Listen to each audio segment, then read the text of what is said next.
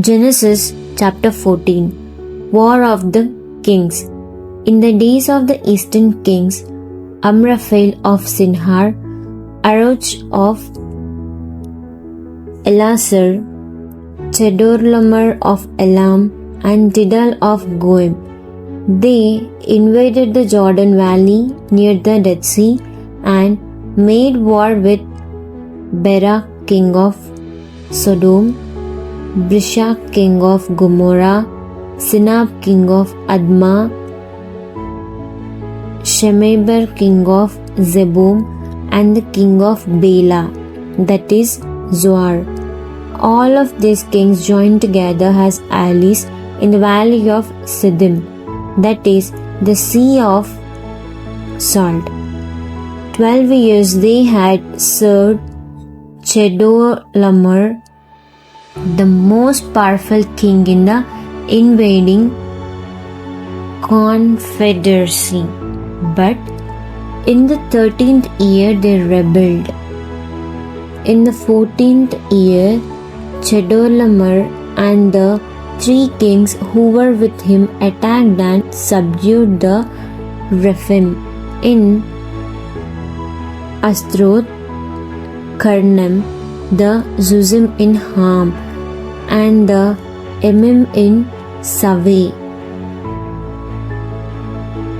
Kirithaim, and the Horites in their mountainous country of Seir, as far as El Paran, which is on the border of the wilderness.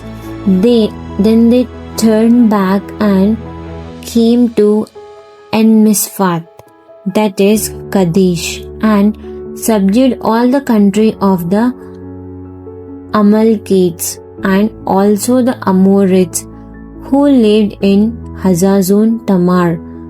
Then the kings of Sodom, Gomorrah, Admah, Zeboim, and Bela, that is Zoar, came out, and they joined together for battle with the invading kings in the valley of Siddim against Chedorlaomer king of Elam, and Tidal king of Goim, and Amraphel king of Sinhar, and Arioch king of Elasar, 4 kings against 5. Now the valley of Siddim was full of tar, bitumen, pits, and as the king of Sodom and Gomorrah fell, they fell into them.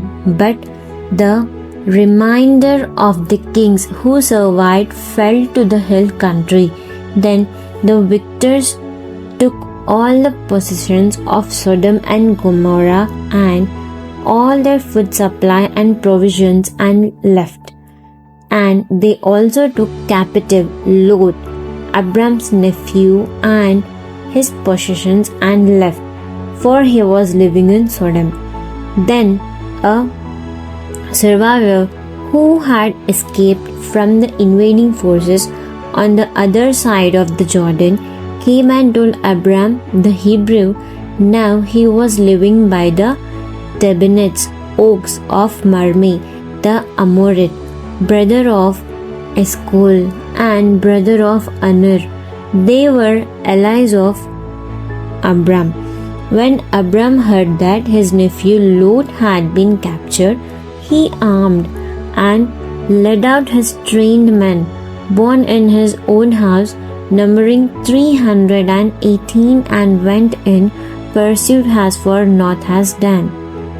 He divided his forces against them by night, he and his servants, and attacked and defeated them, and pursued them as far as Hobah, which is north of Damascus.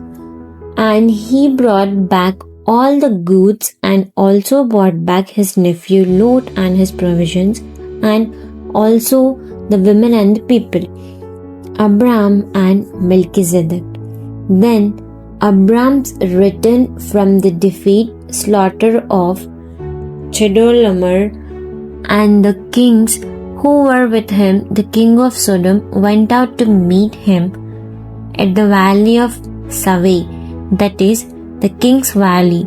Melchizedek king of Salem ancient Jerusalem, brought out bread and wine for them. He was the priest of God Most High, and Melchizedek blessed Abram and said, Blessed, joyful, favored be Abram by God Most High, Creator and Possessor of heaven and earth, and blessed, praised and glorified be God Most High, who has given your enemies into your hand. And Abram gave him a tenth of all the treasure he had taken in battle.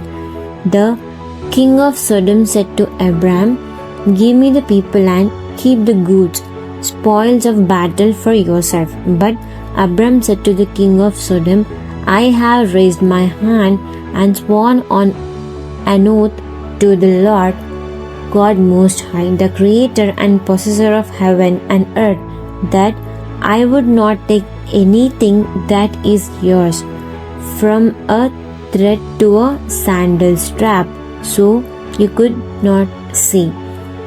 I, the king of Sodom, have made Abram rich. I will take nothing except what my young men have eaten, and the share of the spoils belonging to the men, my allies, who went with me, Aner, Ashol, and Marmeh, let them take their share of the spoils.